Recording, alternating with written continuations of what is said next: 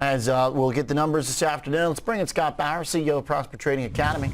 Scott, what do you think? A firm already rallying up pretty big this morning. Does that change the game plan at all as a trader? Well, let's just be clear here. The trade that we're about to talk about, Oliver, I sent this to you at 8:35. Yeah, things have changed. Open.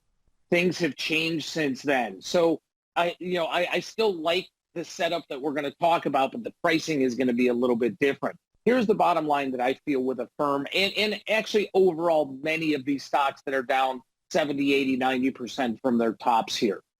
Bear market rallies, and let's make no bones about it. We are in the middle of a bear market. Bear market rallies are fierce. They're ferocious. We've seen it in the past. We're going to see it again.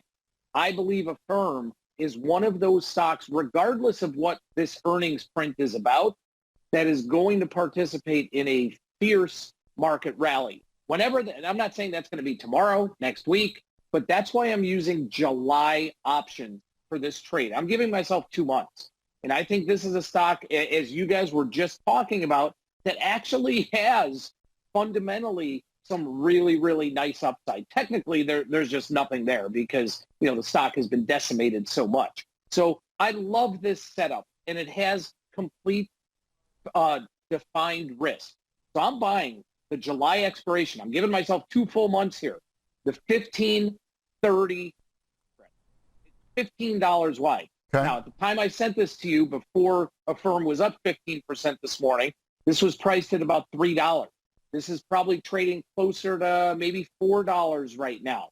So, I'd be a little cautious into where I buy this, but I do think that we are going to have the opportunity here. Again, that case can be made for a lot of stocks that are in this position, but specific to a firm, I think we're going to have an opportunity here. You're going to see this stock at some point between now and July, north of 20, maybe north of 25 even, on one of these massive bear market rallies.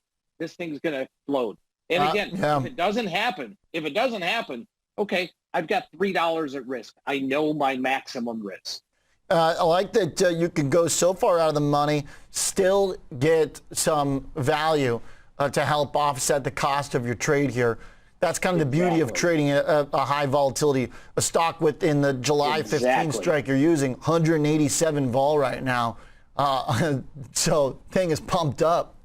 Right, but then you look at what you just said. That's the call I'm buying. But to reduce some of that risk, to offset some of that financial burden, if you will, I'm selling a call option that is almost double, the strike away from where the stock is trading. The 30 call option, and able to get a ton of premium for that to just lower my overall cost. So that's why I really like this setup. Okay.